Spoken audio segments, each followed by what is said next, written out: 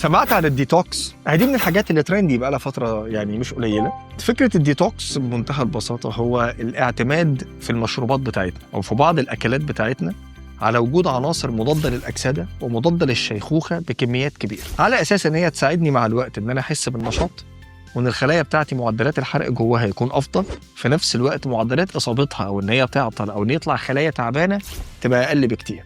فتبقى المعادله في الاخر خالص ان انا صحه الخلايا عندي افضل بكتير جدا من الاول. هل ليها تاثير مباشر عندي على الحرق؟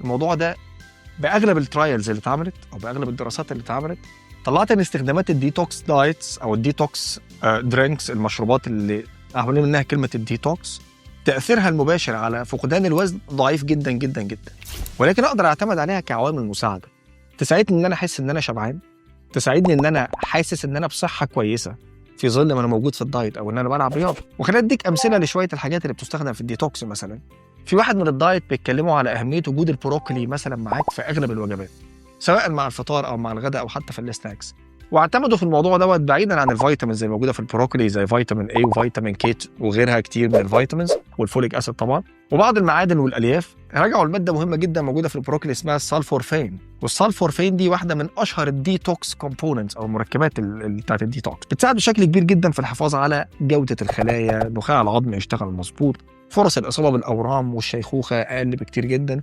حتى الناس اللي عندها امراض مزمنه زي الروماتويد وغيرها بيقلل معدلات الالتهابات، بيقلل كمان عوامل الالتهاب اللي جوه الجسم، بالاضافه كمان لتاثيرها الايجابي على صحه الاعصاب وتقليل فرص ان يحصل عندي لا قدر الله الزهايمر او فقدان الذاكره. فالديتوكس كفكره هي فكره ايجابيه جدا، بس ما ينفعش يبقى ده نمط الحياه لوحده.